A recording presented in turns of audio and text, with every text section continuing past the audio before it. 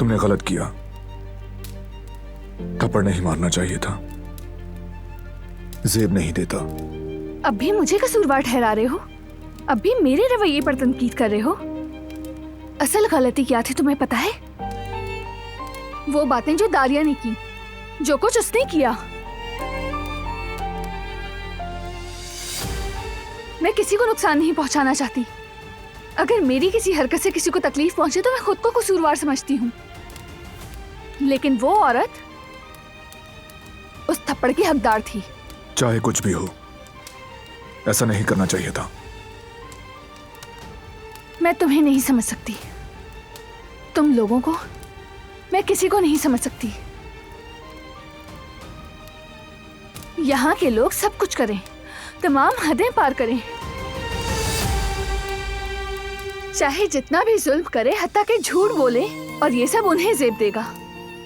लेकिन मैं अगर हकीकत भी बयान करूं, अगर अपना हक भी मांगूं, तो ये सब मुझे जेब नहीं देता।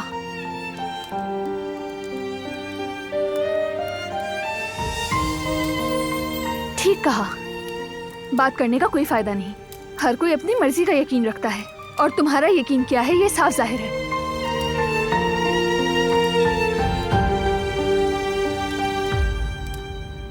दारिया ने आखिर तुम्हें ऐसा कहा क्या था?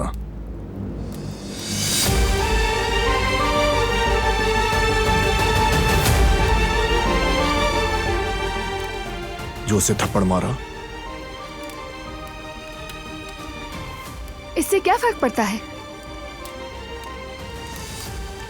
मैं कुछ भी कहूंगी तुम यकीन तो नहीं करोगे।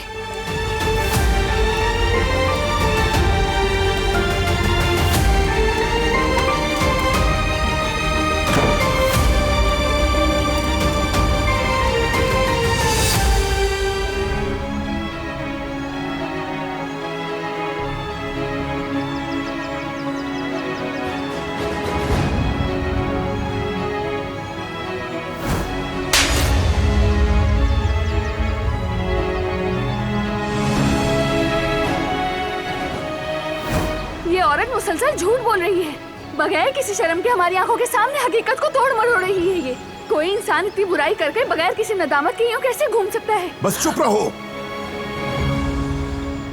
हाथ मत लगाओ मुझे, दूर रहो मुझसे तुम। अगर तुम्हें मुझ पे यकीन नहीं तो बात भी मत करो।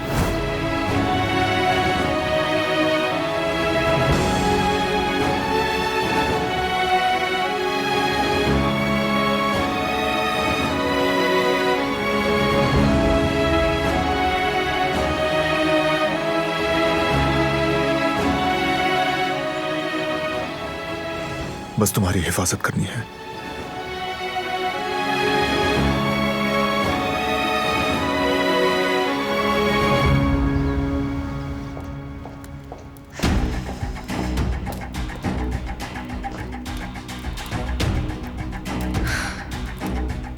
यकीन नहीं आ रहा कि आखिर ये सब हो क्या रहा है यहाँ। हम किस सूरत हाल से गुजर रहे हैं, कुछ समझ ही नहीं आ रहा। क्या हो गया मेरी बच्ची, बताओ तो सही। अब और क्या होगा दादी जान, पहले उसने इस खानदान की धज्जियां उड़ा थी, अब मुलाजमीन के दिमाग भी खराब करने लगी है वो। उसके आने के बाद से यहाँ सबके रवैये बदल गए हैं दादी जान। उसने गुल को अपने साथ मिला लिया है। साफ लग रहा है कि मेरे पीठ पीछे चालें चल रही हैं दोनों। मुझे ऐसी बातें बिल्कुल पसंद नहीं है दादी जान, लेकिन मुझे बाद में होने वाले नताइज से डर लग रहा है। हुआ क्या है? उस गुल ने आखिर ऐसा क्या कर दिया? मैंने उसे अपने कमरे की तलाशी लेते हुए पकड़ा है, न जाने क्या ढूंढ रही थी। आप वो मुहावरा कहती थी ना कि पांव सर बन गए हैं, बिल्कुल सही कहती थी आप दादी जान। मैं इन सरों को अपनी लाठी के नीचे कुचलना भी जानती हूँ, और काटना कैसे है ये भी। वो यहाँ हमारी खिदमत के लिए हैं, दुश्मन बनकर हमारे घर की छत गिराने के लिए नहीं। गुल, गुल, फौरन यहाँ आओ।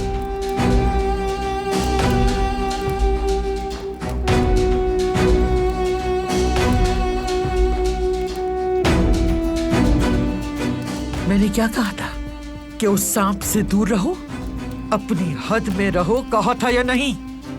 बताओ मुझे। लेकिन मेरे कहे का कोई असर नहीं हुआ। तुम्हारा कदम गलत राह पर जा चुका है। तुम हद से बढ़ गई हो गुल। मेरा सब्र खत्म हो चुका है। मैं खयानत को बर्दाश्त करने वाली नहीं हूं, तुम भी जानती हो ये बात, और तुम्हारी माँ भी अच्छी तरह जानती है ये बात। तो अब अपना बोरिया बिस्तर लपेटो लड़की और शराफत से निकल जाओ। आज के बाद इस हवेली में तुम्हारा काम खत्म।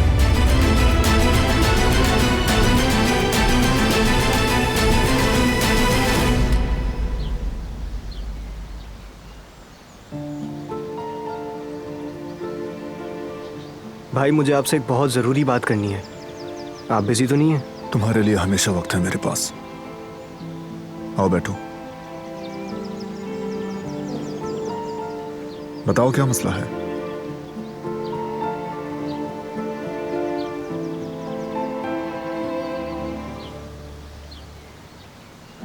स्कॉलरशिप कैंसिल कर दी गई है। यकीनन नाइंसाफी है।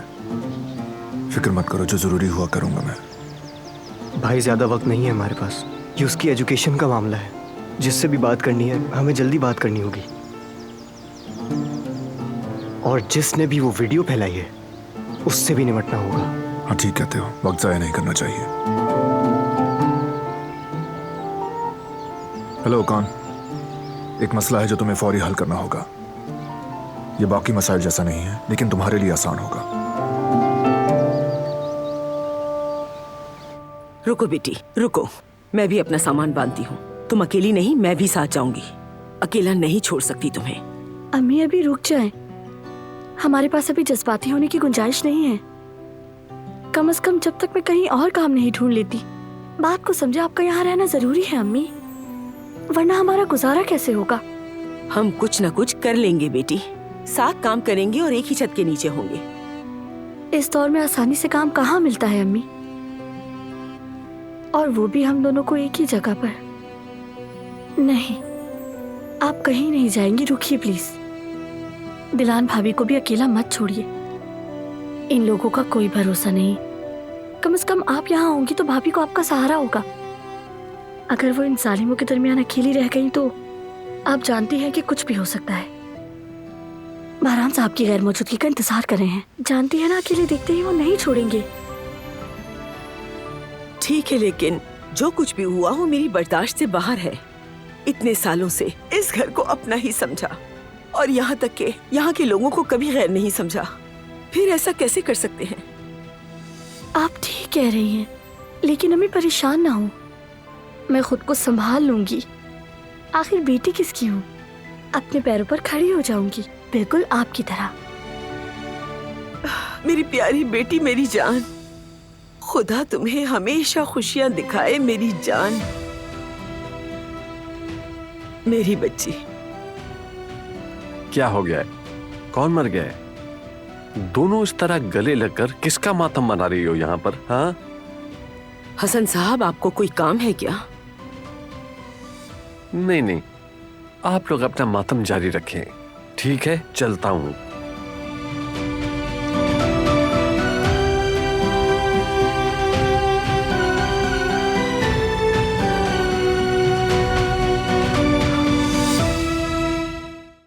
वो कहानियाँ अधूरी जो न हो सके कि पूरी, उन्हें मैं भी क्यों सुनाऊं, उन्हें तुम भी क्यों